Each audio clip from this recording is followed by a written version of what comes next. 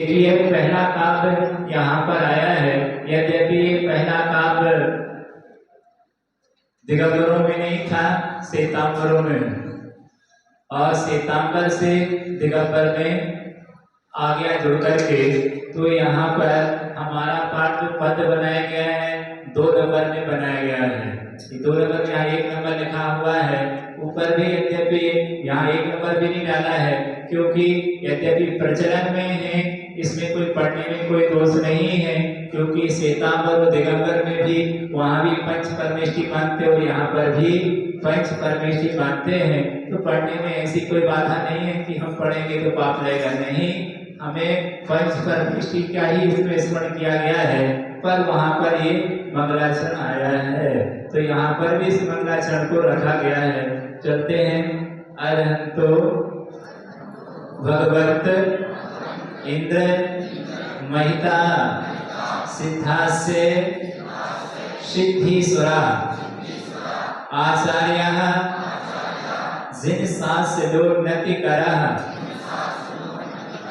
पूज्या उपाध्यायकः श्री सिद्धांतसु पाठका मुनिवरः रत्नात्रयाराधका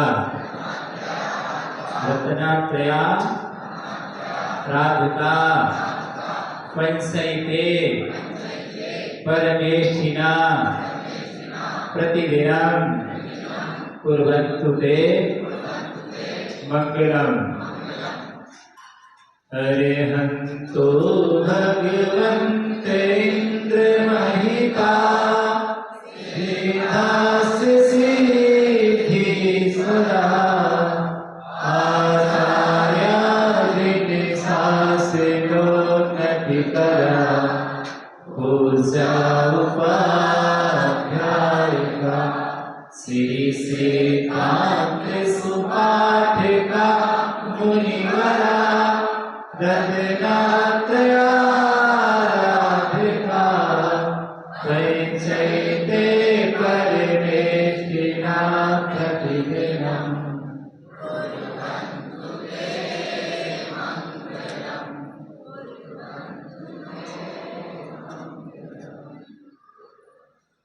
यहाँ पर कुर्वन्तु में 3 शब्द हैं। ते वेना, कितने शब्द आएंगे? ते वेना, कुर्वन्तु ते मंगलम, कुर्वन्तु ना मंगलम, कुर्वन्तु में मंगलम। इस पाठ को सब लोग पढ़ते हैं, पर पाठ का उच्चारण शुद्ध होना चाहिए। ये नहीं कि हम जैसा चाहे हमने पढ़ दिया। सम्यक ज्ञान की आराधना के लिए 8 अंग बनाए हैं। शब्दाचार, अर्थाचार, ओहियाचार, विनयाचार, कालाचार, अनर्वाचार, उद्धानाचार, बहुमानाचार, ये 8 अंग बनाए हुए हैं। ऐसा नहीं आप कुछ का कुछ पढ़ते जा रहे हैं। संस्कृत में एक शब्द यदि इधर से उधर होता है तो पूरा शब्द का अर्थ चेंज हो जाता है। मान लीजिए आप पढ़ते हैं शांति करो तो शांति जनेन्द्र लिखा हुआ है, करो तो शांति जनेन्द्र। आप वहां कर दें करो तो शांति जनेन्द्रम, जनेन्द्र के स्थान पर जनेन्द्र कर दें, शांति की विधि उधर लगा दें तो अर्थ भी निकल जाता करो तो शांति जनेन्द्र, यानी जनेन्द्र भगवान शांति को करें। अब जनेन्द्र कर दिया तो अर्थ क्या निकल जाएगा कि जनेन्द्र भगवान को शांति करें। हम सब किसको शांति करें? एक बिंदी से अर्थ पूरा का पूरा सेंटेंस बदल गया, उल्टा से निकल गया। तो शब्दों के जो मीनिंग्स हैं, जो अर्थ हैं, अच्छे से उच्चारण करें। यदि हम शब्दों को अच्छे से उच्चारण करते हैं तो इससे शुद्ध परंपरा चलती है। आप शुद्ध उच्चारण करेंगे, जो सुनने वाले लोग होंगे वो भी क्या करेंगे? वो भी शुद्धि उच्चारण करेंगे। उनको भी शुद्ध सुनने मिला तो वो भी शुद्ध उच्चारण करेंगे। दूसरे लोग भी आपसे शुद्ध सीखेंगे। शुद्ध पाठ की परंपरा चलने लग जाएगी। यदि आप अशुद्ध पढ़ेंगे, बहुत से पुजारी लोग हैं, किसी को बहुत कम लोग हैं जो पुस्तक को क्या करते हैं? देखते हैं। सब लोग एक पढ़ रहा है, सामने वाला उसी को सुनते हैं। सामने वाला राम का मरा पढ़ता जाए तो वो भी क्या बोलेगा? मरा ही बोलेगा। क्योंकि उसने तो कुछ देखा ही नहीं कि लिखा क्या है, वो तो सुन करके उसको क्या हो गए हैं, पाठ याद हो गया है। बहुत सारे लोगों से लिखा क्या हो जो बोल रहे हैं वो इस प्रकार से पाठ में अशुद्धि आ जाती है और इनसे बहुत बड़ी हानि होती है। इन शब्दों को गलत उच्चारण करने से इससे गलत परंपरा हो गई, इसके अर्थ अलग अलग अर्थ निकल गए, कुछ भी अर्थ निकाल लिया लोगों ने, और हो सकता वो अशुद्ध पाठ मूल पाठ में लोग जाकर मिला दें कि पाठ ऐसे है। इससे बहुत बड़ी हानि हो सकती है। हमें चाहिए कि हम इतने प्रमादी ना बने, हमें उस पाठ को अच्छे से उच्चारण करना चाहिए। यदि पाठ का अच्छे से उच्चारण नहीं होगा तो शब्द का अशुद्धि है। आपको जिस पुण्य का संचय होना चाहिए उस पुण्य का संचय नहीं होगा। तो शब्द के साथ साथ उसके अर्थ की ओर भी हम ध्यान दें कि अर्थ क्या है। आप जो बोल रहे हैं वो उसका भाव वासना भी हमें होनी चाहिए कि हम क्या बोल रहे हैं। यह विद ठाणो होए के प्रथम पढ़े जो पाठ, तो क्या बोला जा रहा है वहां पर, तुम में व्याकुल भयो। तो ये पंक्ति आपसे क्या कह रही है, यदि शब्द के भाव के साथ यदि आप पढ़ते हैं तो आपको बहुत बड़े पुण्य का संचय होगा। रट्टू तोते की तरह यदि हम रटते ही जाते हैं, चले जाते, कुछ भी पढ़ते जाओ, कुछ भी पढ़ना ठीक नहीं है। शब्द का सही सही अर्थ लगाना चाहिए। अर्थ ना भी आए तो कम से कम उसका उच्चारण तो शुद्ध होना चाहिए। ऐसा अर्थ नहीं लगाना कि अन्य चोर ने तो उल्टा सीधा पढ़ दिया था तो वो उतर गया तो हम भी क्या करेंगे। अन्य चोर का प्रसंग अलग है। यदि किसी व्यक्ति को रास्ते में अचानक हीरा मिल जाए तो इसका मानना ये नहीं है कि सबको हीरा मिल जाएगा। यदि कोई के लिए अशुद्धि में भी काम हो गया है तो ये ना समझे कि हमारा भी क्या होगा, हम भी कुछ भी बोलते जाए तो हमारा भी काम हो जाएगा। नहीं, उसके लिए उसके पास वक्त नहीं था, उसके पास समय नहीं था, उसके पहले पढ़ाया नहीं गया, उसके पहले उसने उसको समझाया नहीं था। शायद यदि उसके लिए वक्त मिल जाता, समय मिल जाता तो वो भी क्या कर लेता, उसका संशोधन कर लेता, शुद्ध उच्चारण कर लेता। तो हमारा कार्य है कि जिह्वाणी को पढ़ने के लिए बहुत बड़े पुण्य का संचय होता है शुद्ध उच्चारण करने से। जैसा भगवान का नाम है, जैसा वहाँ कहा गया है, वैसे शब्द की शुद्धि पूर्वक हमें उसका उच्चारण करना चाहिए।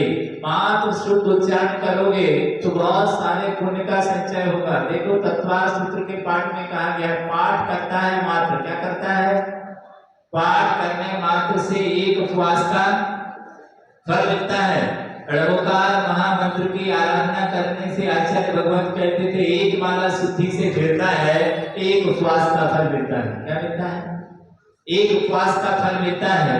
शुद्ध उच्चारण करने से बहुत अच्छे भाव से हम उस माला फेरते हैं तो हमारा कार्य है कि जो भी आप उच्चारण करने जा रहे हैं उस उच्चारण को हल्का ना लें। अभी आपके साथ में उच्चारण कराने वाले भी लोग हैं, आप शुद्ध उच्चारण कर सकते हैं, फिर भी आप यदि शुद्ध उच्चारण नहीं करते हैं तो ये आपका अपना प्रमाद है, ये आपकी अपनी आलस प्रमाद के कारण आप उस गलती को सुधारना नहीं चाहते हैं और कह रहे नहीं हम तो क्या हो जाएंगे, सफल हो जाएंगे। कैसे सफल हो जाओगे, हम कोशिश करेंगे तो कोशिश करने वालों की हार नहीं होती। जब हम संसार के व्यापार सीख सकते हैं, मोबाइल चलाना सीख सकते हैं, सब कंप्यूटर सीख सकते हैं, तो क्या उच्चारण करना नहीं सीख सकते हैं। इसकी उम्र चली गई, मोबाइल चलाने की उम्र नहीं निकली है, कंप्यूटर चलाने के लिए उम्र नहीं निकली, नए नए व्यापार करने लग जाते हैं। कैसे सीख जाते हो, जब व्यापार सीख सकते हो, अन्य चीजें हम सीख सकते हैं,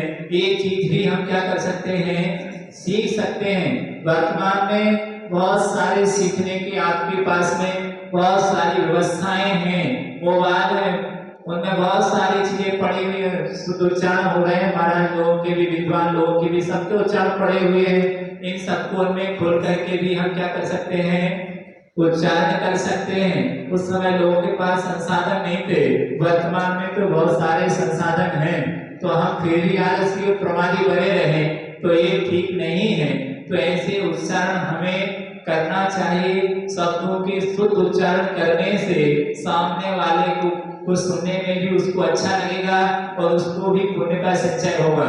आप भी यहाँ पढ़ेंगे, पूजा करेंगे, हो सकता है आपकी पूजा के शब्द, आपके उच्चारण के अभिषेक के शब्द किसी दूसरे के कान में पड़ेंगे, हो सकता है उसको समझ में आ जाए कि क्या बोला जा रहा है, इसका मीनिंग्स क्या है। एक आचार्य भगवत ध्यानस्थ थे और उठे और उन्होंने एक मीमांसा लिखी हुई है और उन्होंने जो है उच्चारण किया और इतना उस प्रकार से उच्चारण किया, भगवान की इस प्रकार से स्तुति की कि उसको देख करके जिस राजा ने उस स्तुति को सुना था, रास्ते से चल रहा था, नास्तिक था, और सुन करके वो अंदर आया और उन्होंने कहा महाराज एक बार फिर से उच्चारण करिए आप इसके लिए। तो महाराज क्या हो गए, महाराज ने उससे पूछा, क्योंकि महाराज खुद अर्थ नहीं जानते थे, उसकी मीनिंग्स क्या है वो खुद नहीं जान रहे हैं, लेकिन उसने कहा कि नहीं आप एक बार तो सुनाइए इसके लिए, एक बार और मैं सुनो जरा इसका उच्चारण क्या है, इतना स्पष्ट उच्चारण कर रहे हैं आप। फिर से जब महाराज ने उसका उच्चारण किया तो पूरा का, क्योंकि विद्वान था वो संस्कृत में, वो पूरा समझ गया कि इसका मीनिंग्स क्या है, और कहते हैं कि सुनकर कि वह दिगंबर मुनि बन गए। आपके शुद्ध उच्चारण करने का कितना बड़ा क्या है चमत्कार। उन्होंने आत्ममीमांसा जैसे महान ग्रंथ को उन्होंने लिखा। तो इस तरह से आपके शुद्ध उच्चारण करने से हो सकता है किसी व्यक्ति का भविष्य सुधर सकता है। तो हम उच्चारण कभी भी कोई भी पढ़ें, चाहे हिंदी का पाठ हो चाहे संस्कृत का पाठ हो, थोड़ा सा समय लगेगा पर उच्चारण में ध्यान दें कि हम क्या बोल रहे हैं क्या नहीं बोल रहे हैं। एकदम भागने की कोशिश ना करें, क्वालिटी और क्वांटिटी को महत्व ना दें, क्वालिटी को महत्व दें। 10 पूजा हो रही, 10 पूजा का समय एक पूजा में लगाइए, लेकिन अच्छे से करिए, भागिए मत। घर में भागते रहे, मंदिर में भी भागना है, ये पढ़ लो वो पढ़ लो, पर ढंग से एक भी पाठ नहीं रहे। तो कम से कम एक पाठ करिए, लेकिन क्या करिए अच्छे से पढ़िए कि हम एक पूजा कर रहे हैं, लेकिन एक पूजा ही इतनी बिंदास होनी चाहिए कि वह पूजन देखने वाले को भी आश्चर्य हो, उसको भी शिक्षा मिले कि आप कितनी अच्छे से पूजन कर रहे हैं, कितनी अच्छे से आप द्रव्य सजा करके लाए हैं। आप कभी मारवाड़ियों के पास गए हो, उनके बीच में रहे हो, नहीं रहे हो तो जरा रह लेना उनके बीच में, देख लेना उन लोगों की कितनी अच्छी व्यवस्थाएं हैं, किस प्रकार से पूजन करते हैं और उनकी द्रव्य की थाली कैसी लगती है, इस पर एक बार विचार करना। तो इस प्रकार से हमारे लिए इस उच्चारण में कमी नहीं होनी चाहिए, प्रमाद नहीं करनी चाहिए। कोई आपको सिखा रहा है तो हम सीखने का प्रयास अवश्य करेंगे। अर्थ क्या कह रहा है, अर्थ को भी सुनने का प्रयास करेंगे। अर्थ ही एक ऐसी चीज है, शब्द तो छूट जाता है पर उसका भाव हमें अंदर की ओर ले जाता है। अंदर की यात्रा उसका शब्द का अर्थ ही कराता, उसका भाव कराता है। अंदर से शब्द का उच्चारण करते करते हम अंदर चले जाएं कि देखो क्या कह रहे हैं आपसे, ये क्या कहना चाह रहे हैं। अने द्रव्य पूजा से भाव पूजा में क्या हो जाए, डूबने की कोशिश कीजिएगा। जिस पूजन को, जिस पद को आप पढ़ रहे हैं उस पद में डूबने की कोशिश कीजिएगा, खोने की कोशिश कीजिएगा। जैसे पैसा कमाते हैं दुकान में तो सबको भूल जाते हैं, उसी में ही डूब जाते हैं। ऐसे जब मंदिर आए हो, भगवान की पूजा करने के लिए आए हो, तो क्या हो जाओ, भगवान के हो जाओ उतनी देर के लिए, उतनी देर के लिए सारी दुनिया के लिए भूल जाना है। और हम पंच परमेश्वरी को कृतज्ञता ज्ञापित करने के लिए आए हैं, तो ऐसे और भगवान को हम स्मरण करेंगे। तो सबसे पहले यहाँ पर अरहंतो भगवंत इंद्र महिता, जिनकी आप आराधना करने आए, जिन अरहंत परमात्मा की, वो अरहंत परमात्मा इंद्र महिता, ये भाव आ जाए कि उनकी आराधना करने वाले कौन हैं, इसके द्वारा जिनको पूजे सुरपति अहपति नरपति देव। कौन पूछता है उनके लिए, धन्य भाग्य में लोग भयो करने लगे हो तुम। तो कह रहे हैं कि जिनकी पूजन इंद्र, अहमेंद्र, चक्रवर्ती, बड़े बड़े कौन करते हैं, बड़े बड़े भाग्यशाली पुण्यशाली जीव करते हैं, उनके द्वारा जो क्या है पूजित हैं। ऐसे भगवान वैसे महान पुण्यशाली जीवों के द्वारा जो वंदित है, यदि उनकी पूजा करने का सौभाग्य मुझे मिल जाए तो इससे बड़ा सौभाग्य मेरे जीवन में क्या होगा। तो कहते हैं जिन अनंत की पूजन करने के लिए आए हो, नियम से तुमने उनकी आराधना कभी की होगी, भाव बनाया होगा, आज उन्हीं के आशीर्वाद से तुम्हें उस भगवान की आराधना करने का सौभाग्य मिला है। तो इंद्र महिता, इंद्रों के द्वारा जो महिता मतलब क्या है, पूजे गए हैं, पूजित हैं, और ऐसे अनंत परमात्मा, कौन से अनंत परमात्मा, सिद्धास्य सिद्धीश्वरा, और क्या कह रहे हैं, सिद्धीश्वर के क्या, ईश्वर मीन्स स्वामी, ऐसे कौन, सिद्धा, कौन से परमात्मा, सिद्ध परमात्मा है। देखिए कितने महान सिद्ध परमात्मा है, जो सिद्धीश्वर मतलब समस्त सिद्धियों को प्राप्त हो चुके हैं, समस्त कर्मों से रहित हो चुके हैं, शुद्ध अवस्था को प्राप्त हो चुके हैं, लोक के अग्रभाग में विराजमान है। कहाँ है, अग्रभाग में विराजमान है। शायद हमें अनंत और सिद्ध में भी अंतर मालूम नहीं होगा, भले पूजा करते हैं, लेकिन भगवान किसे कहते, कोई पूछ ले तो हमारे जमीन की पैर के नीचे की जमीन खिसकने लग जाएगी। 5 मिनट कोई कह दे कि जिन भगवान की आप आराधना करते हो, उन्हीं भगवान के विषय में 5 मिनट आपको क्या करना है, बोलना है। ईश्वर क्या कहलाता है, ईश्वर के विषय में आप 5 मिनट बोले, शायद हम ईश्वर के विषय में 5 मिनट भी ना बोल पाए। ईश्वर का मायना क्या होता है, कहते किसे हैं, उसके यहाँ पर हमें अच्छे से जान लेना चाहिए कि सिद्ध अने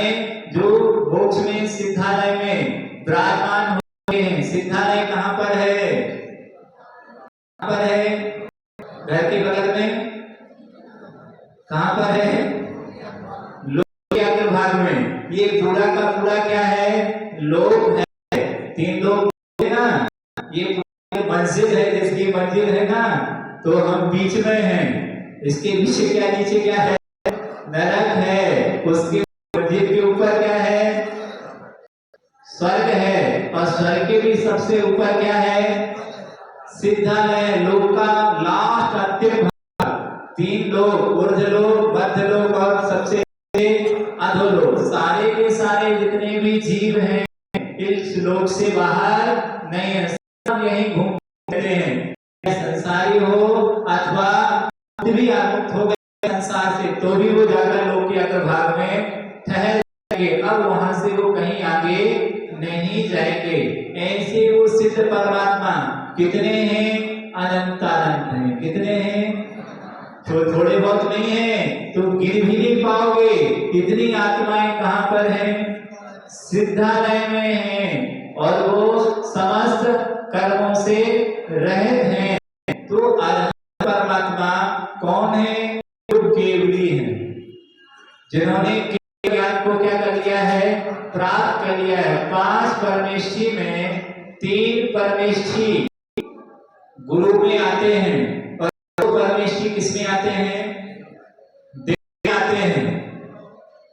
देव हैं, गुरु क्षणमस्त होते हैं और देव सर्वज्ञ होते हैं।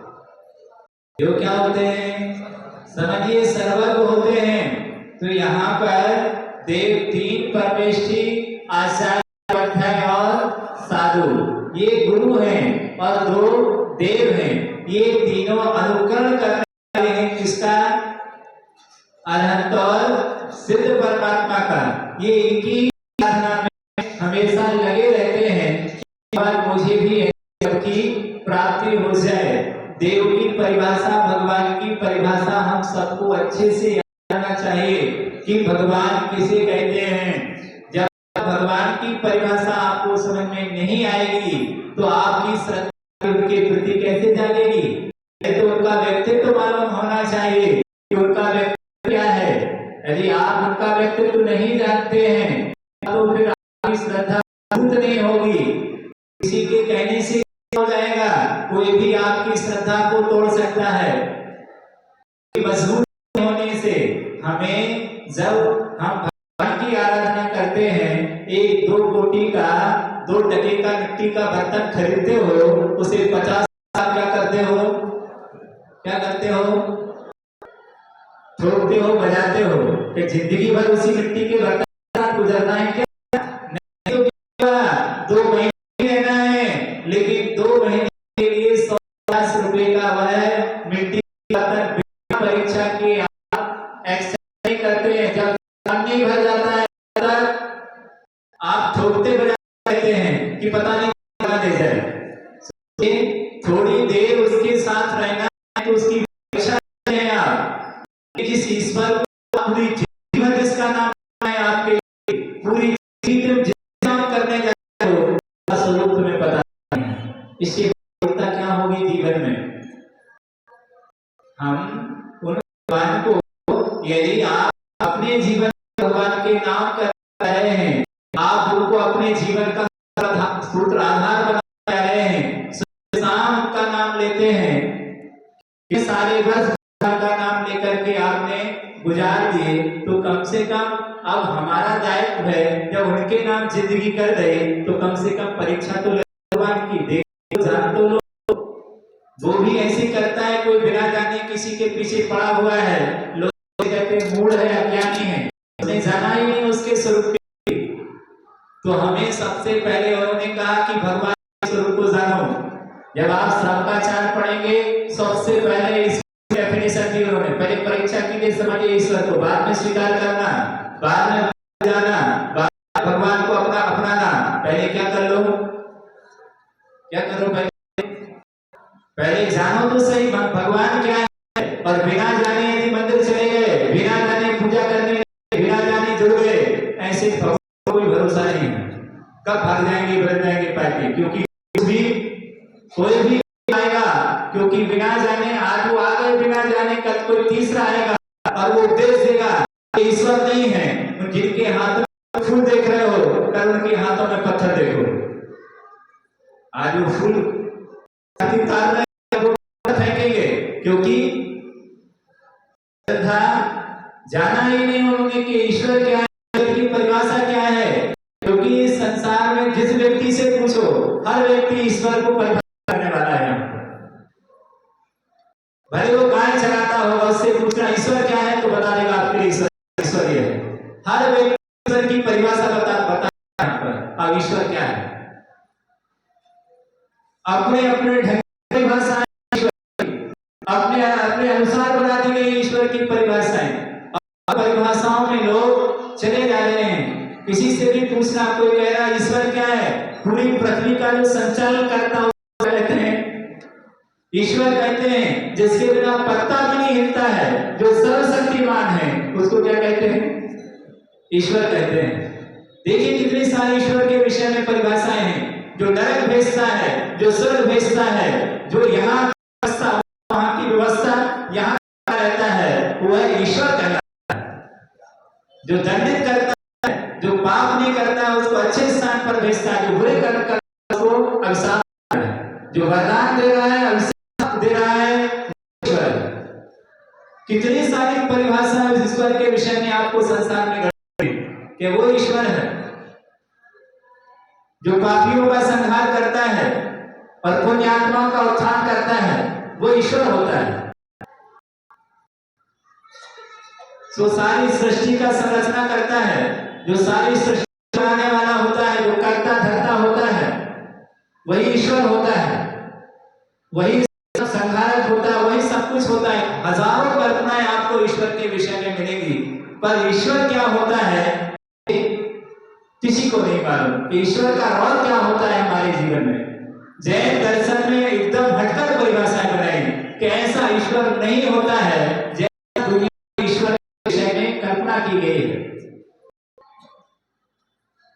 संसार में जैसी कल्पनाएं की गई, उससे जैन दर्शन में कल्पना की है कि ईश्वर का मायना क्या होता है। ईश्वर यहाँ पर प्रत्येक आत्मा ईश्वर बन सकता है। अन्य स्थानों पर ईश्वर है, वो अनादिकाल से और अनादिकाल तक वही रहेगा। दूसरा ऋषि बनने के कोई अधिकार नहीं ईश्वर को बनेगा। जब भी ईश्वर तो कौन बनेगा, वही व्यक्ति आएगा और फिर ईश्वर बनेगा। ईश्वर का आना किस लिए है, पापियों का संहार करने के लिए। जब सब पाप बढ़ता है ईश्वर बनकर पापियों का संहार करता है, पापियों के संहार के लिए ईश्वर आता है। नहीं, ऐसी कल्पना ठीक नहीं है। जैन दर्शन को कहा गया, हमें अच्छी तरह से खोज लेना चाहिए। मेरी भावना पढ़ी नहीं पढ़ी, आप लोगों ने पढ़ी कि नहीं पढ़ी? मेरी भावना की पहले पद में उन्होंने ईश्वर की परिभाषित किया ईश्वर के लिए कि आप भगवान, जिसको आप कहते हैं उसको कहते हैं भगवान। तो कि भगवान किसे कहते हैं? जिसने राग द्वेष काम जीते सब जग जान लिया, सभी मोक्ष मार्ग का प्रभु बुद्ध वीर जिने हर ब्रह्मा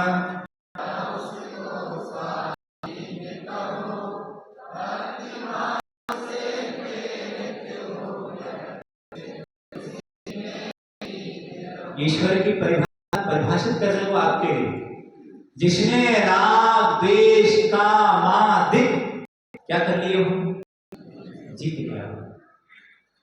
जो विषय वासनाओं में इसका बना हो, जो विषय वासनाओं में जीता हो, चित्र के विषय भोगों में लिप्त हो, स्त्रियों में लिप्त हो, वो ईश्वर कैसे हो सकता है? अस्त्र शस्त्र वस्त्र धारण किए हो, क्योंकि अस्त्र शस्त्र करने वाला ईश्वर कैसे होगा? क्योंकि अस्त्र आया है, इसका मायना है उसे किसी ना किसी से डर है, मानो उससे भी कोई बड़ा है। बिना डर के अस्त्र नहीं आता है, हिंसा का प्रतीक है।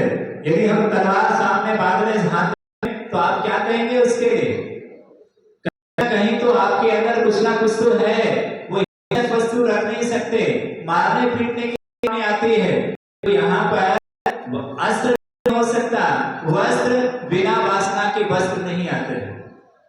जब वासना होगी तब क्या होगा? वस्त्र बिना राग के वस्त्र नहीं आते। प्रदर्शन के लिए, अच्छे दिखने के लिए हमारे अंदर की वासना जब हम नहीं पाते हैं, तब वस्त्रों को क्या करते हैं? धारण करते हैं। शस्त्र वस्त्र ये सारे जो सारे को जन्म दे रहे हैं। तो उन्होंने कहा कि राग द्वेष काम ये सारे के विकारों को जीता नहीं है, ईश्वर से हो सकता है। यदि हमारा करता है तो हम उसका भी कर देते हैं, हमारा भला करता है तो उसका भी भला कर देते हैं। जब हमें गुस्सा आ जाती है तो हम किसी को देखते हैं, किसी का भी मदद कर देते हैं, किसी को भी मार देते हैं, किसी का भी क्या कर देते हैं। ईश्वर भी ऐसा ही हो गया है कि गुस्सा आने पर किसी को भी मारता है, किसी का भी उत्थान कर देता है, किसी का भी कर देता है। तो ईश्वर में और हमारे क्या रहा? क्योंकि हम भी रागी, हम भी, हमारे अंदर भी क्रोध आता है, हमारे अंदर भी वासना जाग जाती है।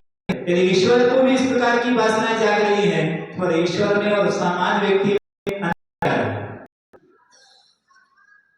तो फिर उन्होंने कहा ऐसा ईश्वर नहीं हो सकता है, ईश्वर को मैं नहीं मानूंगा। तो राग इसने जीत लिया हो और जीत करके सारे विश्व को क्या किया हो? जान लिया हो, सारे विश्व सर्वज्ञ प्राप्त कर लिया हो, और जान करके सर्वज्ञ बन करके सारी वस्तुओं को, भली बुरी वस्तुओं को जान हो, जान कर भी क्या हो? निजान दर्शनी इसमें लीन हो। जो जान करके भी सारे विश्व को जान कर भी अपने में रत हो, मतलब नहीं हो कौन क्या कर रहा है, कौन नहीं कर रहा है। ऐसी विशेष इसके पास हो, सब जीवों को निष्प्रय हो, मोक्ष मार्ग का क्या कर रहा हो, जो उपदेश दे रहा हो। ये कौन सा गुण है? क्या है? हितोपदेशी, सारे जगत के लिए, किसी से कोई राग नहीं, किसी से कोई नहीं है, समस्त जीवों के उपकार के लिए इसका उपदेश हो। किसी संप्रदाय से नहीं बना, किसी मजहब से नहीं बना, किसी जाति से नहीं बना, किसी से नहीं बना। लोग भले ही जाति विषय से पूछते हो, लेकिन ईश्वर से पूछो वो किससे बना है? किसी जाति से, किसी मजहब से बिलोंग कर रहा है, वो किसी से बिलोंग नहीं कर रहा है। ईश्वर अपने आप इस प्रकार का जिसमें ये गुण होते हैं वो क्या होता है? सच्चा देव होता है, जिसे प्यास नहीं, सर्दी नहीं, गर्मी नहीं, असह्य नहीं है, जो बूढ़ा नहीं होता, जो मरता नहीं है, जन्मता नहीं है, जिसमें किसी जनता में आप दोष दिखाई दे रहे हैं, दोष एक परमात्मा में दिखाई नहीं देता। सो रहे, जाग रहे, पी रहे, लड़ रहे, कर रहे हैं, ऐसे दोष ईश्वर में नहीं होते। इन तमाम दोषों से वो क्या होता है?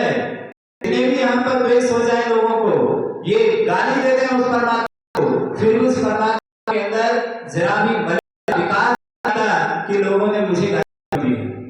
सब कुछ देखते जानते हुए भी किसी से कोई मतलब नहीं है। ईश्वर है, जो उसकी साधना करता है उसका कल्याण अपने आप हो जाता है। ईश्वर किसी का कल्याण नहीं करता है। आप प्रकाश में जाएंगे, अपने आप आपका भला हो जाएगा, वहां करने की जरूरत ही नहीं है। आपके प्रकाश में जाते आप पार हो जाता है, वो आकाश जाएंगे, पानी के पास जाएंगे, अपने आप आपकी प्यास बुझेगी। इस प्रकार ऐसा वो ईश्वर है जिसके संपर्क मात्र में जाने से हमारे जीवन की कसाएं स्वयं सदैव समन हो जाती हैं। ऐसा वह ईश्वर है। ऐसी पक्की आस्था हमें इस ईश्वर के प्रति बना के रखना चाहिए कि ऐसा महान ईश्वर है। तो उसके लिए यहाँ पर कहा गया है सिद्धीश्वर के ईश्वर है और सारे संसार के द्वारा, सारे इंद्र आदि के द्वारा पूजित होते ऐसे परमात्मा। और सिद्धांत सुपाठ करा और क्या करे? आचार्य शास्त्रोन्नति करा। क्या किया? जो आचार्य जिन शासन की उन्नति में, आचार्य कौन होते हैं? जो जिन शासन की उन्नति में निरंतर लगे रहते हैं, जिनसे धर्म की प्रभावना दिन दूनी रात चौगुनी होती है, ऐसे वो महान आचार्य भगवत होते हैं, से युक्त होते हैं। ये गुरु में आते हैं, ये समस्त जीवों के कल्याण के लिए सतत इनका प्रयास होता है कि सब लोग मोक्ष मार्ग पर चलकर कल्याण करें। शिक्षा और दीक्षा जिनका कार्य है, और पूजा उपाध्याय का, श्री सिद्धांत सुपाठ का, और क्या कहते हैं जो श्री सिद्धांत यानी द्वादशांग की संपूर्ण जो क्या है सुपाठ का अच्छी तरह से पाठक है, ज्ञानी है। ऐसे जो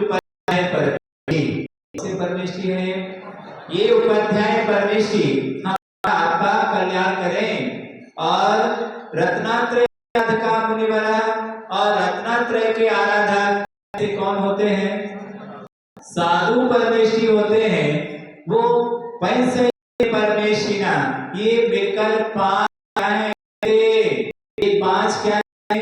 परमेश्वरी हैं। ये प्रतिदिन, एक दिन नहीं, क्या करें? प्रतिदिन हमारा सदा सदा क्या करें? कुर्वन्तु ते, एक मंगल करें। किसका? हमारा, मैं हमारा, ते तुम्हारा, ना सबका मंगल करें। मात्र मेरा ही मंगल करें, तुम्हारा भी मंगल हो, सारे जगत का मंगल हो। भगवान, मैं ऐसी भावना से आपके श्री चरणों में आया हूं, ऐसा भाव लेकर कि यह पतित आत्मा भी क्या हो जाए? पावन हो जाए। मैंने जान लिया है, देख लिया है, देव शास्त्र का स्वरूप मैंने अच्छी तरह से जान लिया है। संसार में आप ही क्या हैं? सच्चे देव हैं। मजबूरी नहीं आया हूं, किसी ने धक्का देकर के आपके पास भेज दिया हो तो नहीं, पक्की श्रद्धा बनाकर वह भगवान की पूजा करने के लिए आता है। भगवान के पास आने वाले जो दर्शन करने के लिए आता है, बहुत सारे फायदे होता है। जो भगवान की दर्शन करता है उसके जैसे का क्या होता है? क्षय होता है। सम्यक दर्शन की प्राप्ति, शांति से पुण्य की प्राप्ति, परिणामों में निर्मलता। क्या बता रहा हूं? परिणामों में विशुद्धि बढ़ती है, निर्मलता बढ़ती है। मंदिर जाने से साधु समाज की प्राप्ति, क्योंकि मंदिर जाएगा तो किसके दर्शन होंगे? साधुओं के दर्शन होंगे, साधु समागम मिलेगा, साधु समागम से हमारे जीवन में सदाचार की वृद्धि होगी, चार की वृद्धि होगी। साधुओं के समागम में जाएंगे, उनके पास बैठेंगे उठेंगे, उनसे संपर्क में आएंगे तो जो हमारे अंदर जो खोटे संस्कार जो व्यसन है उन से हम क्या हो जाएंगे, बच जाएंगे। मंदिर में जाने के फायदे इतने सारे, देखिए इतने सारे लोग मंदिर आते हैं, यदि आपको कोई शराब की बोतल दे, आपको कोई गांजा दे, तंबाकू दे, ऐसे व्यसन यदि आपको दे, क्या हम स्वीकार करेंगे? नहीं करेंगे। क्यों नहीं करेंगे?